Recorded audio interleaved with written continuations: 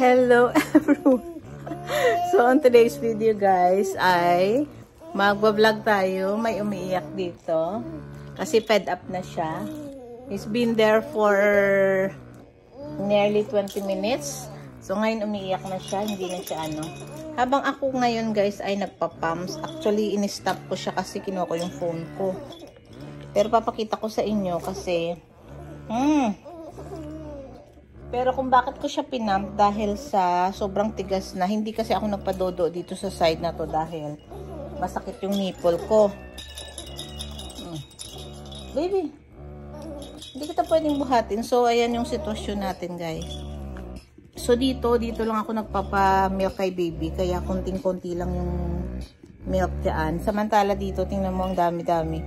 So hindi ko ito ipapa-milk kay baby, frozen natin siya para pag kumain na siya, yun yung ipang ano natin, ipanghalo natin sa mga vegetables, sa mga ano.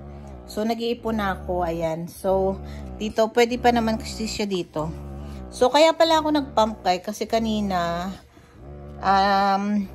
sobrang tigas nung dito ko dahil siguro hindi ko nga napadidean sa kanya. Kaya dumami siya, tapos sobrang sakit, tapos parang may buo-buo. So naka 20 minutes na ako. 2 minutes na lang tatanggalin ko na siya. Ayan o. So siguro mga 100 ml na ito. More than 100 ml na siya o. So hindi ako madalas mag-pump. Nito na lang siguro mga for the past 4 days. Nakatatlong pump ako. Kahapon lang yung hindi, kagabi lang yung hindi. So ayan. So ang kadahilanan dahil si baby parati naman nagmi-milk, so hindi naman ako naistakan. Pero ngayon ay naisip ko na pag kumain na siya in 1 month time, siguro malapit na ilang month na lang. So at least may frozen na milk. Ayan. So hindi naman siya nauubusan. Actually, nagdi-daddy siya, nagmi-milk siya ng bote pag aalis kami or kunyari nagliligalig siya na ayaw niyang dumedi sa akin. Tinatry kong timplahan siya ng gatas, tapos pero kahapon yun nga nangyari, nagligalig siya.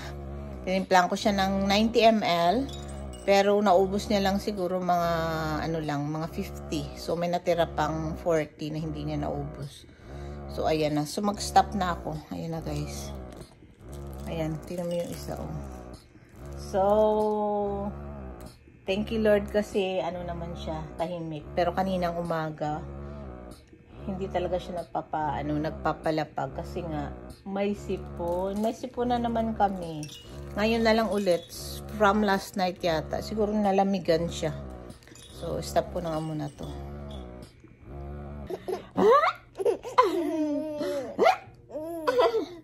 So, ito pala yung total na nakuha natin, guys. It's around 100, siguro, 4 ounce. 4 ounce ba to? Ounce ba to? Yeah, ounce. 4 ounce or 120 ml. Tama ba? 20, 30, 40. 120 ml, ayan. So, ipa-frozen natin to.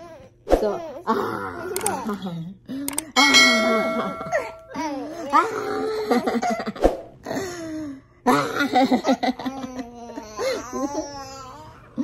gusto niya nilalaro ng ganyan.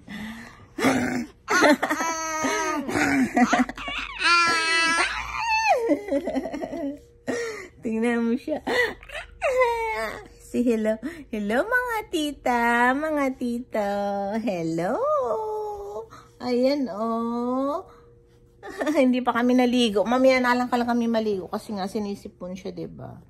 Kaya baby, kukuha lang si mami ng ng plastic paglalagyan natin ng nung gatas. Ano ba 'yun? Milk. Yung milk pack para maglagay na natin sa freezer. Baby. Yeah. Actually umiiyak siya pero pag kinausap mo naman tumatawa naman siya. Say hello! Hello mga tita, mga tito. Hello po. Wait lang, kuha ako ng So, hello! Ayan, umiyak nga kami. Gusto na namin kargahin. So, upo ka dito, baby. Ayan. So, yung gamit ko pala na bag, ito. Baby. Bulag si mami. So, ito yung ating ultimate protection for breast milk. Ay, ano ba to? Ang tawag dito.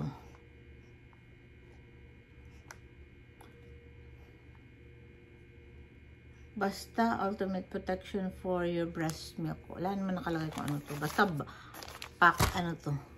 Tinan mo yung baby, oh. Sinabunutan kasi ako ng baby ko. So, ayan siya, guys, oh. Pwede mong ilagay yung kanyang name. May nakalagay name. So, nilalagay ko yung name ni Baby Nobi. Tapos, date, time. Tapos, kung ilang ml or ounce. Ayan. So, na-cut ko na siya. So, ang gagawin natin ay open lang natin na siya ng ganito. So, gagawin ko siya habang hawak si baby. Kasi nga, umiiyak siya. Tsaka gusto niya yung may ginagawa ako. Diba, baby, no? Kung gusto mo talaga may ginagawa ako. Actually, hindi ko to madalas ginagawa. Nakapangatlong beses pa lang ako. So, ayan. So, open natin. Sana hindi matapon, no, baby, no? So, 4 ounce siya or 120. Ang dami din, oh. Nakadami din ako. Ayan. Sobra 4 ounce siya. Tama ba? Basta ganun. 4 ounce. Sobra 4 ounce. Wait lang, baby. Ayan. Masyado kang ano eh. Ayan, baby. Open pa natin. Ayan. Nakakatuwa na nakakapag-stack ako. Baby, wag gagalawin. Ako, ginagalaw niya. Ay, naku. Nakikiano siya. Wait lang, baby. Ayan. Yay! Yay! So, madami. Ayan, oh. Oh. Ala. Parang ano. Dito sa bag nakalagay siya, ano, parang ano. So, tanggalin lang natin yung air. So, dapat hinihiga kasi to. Yun ang nakita kung paano mag-close to. Pero dahil nga may hawak tayong baby, not possible. So, gagawin na lang natin to na kahit hindi nakahiga. So, may air siya ng konti. Hayaan mo na. May importante lock siya. Sealed na sealed.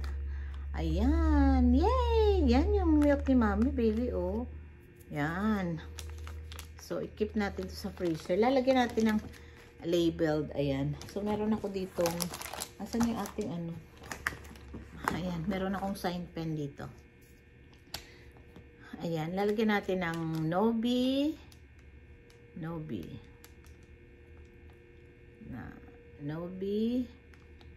Ayan. Ano ba yung Nobi? Uy. Ayan. Tapos date. Anong date ngayon? 12, diba? 12/02/24. Tapos ang time natin ay 12:45 ko to kinuha. O sige, 1 na lang. 13 hours. Alay, baby naman eh. Oh, 13. Oh, bless you. Oh, bless you. Ano? May sipon ka? Tingnan ko nga. Ay. Wala naman. Kunti lang. Tapusin na natin to, no? And then, 120 ml. 120 ml. Ayan, or 4 ounce. Ayan. So, pangit yung sulat natin dahil may hawak tayong bata. So, ayan. So, double check natin, guys, kung na-sealed talaga siya. Ayan. So, halika na, baby. Punta na tayo sa freezer para malagay na natin to. Ha? Lagay na natin to sa freezer. Opo, mami. Ha? Freezer. So, hello everyone. So, ito yung container na pinaglalagyan namin ng breast milk frozen. So, meron na tayong dalawa dito. Thank you Lord, meron na. So, ilalagay ko na dito. I-flat lang natin.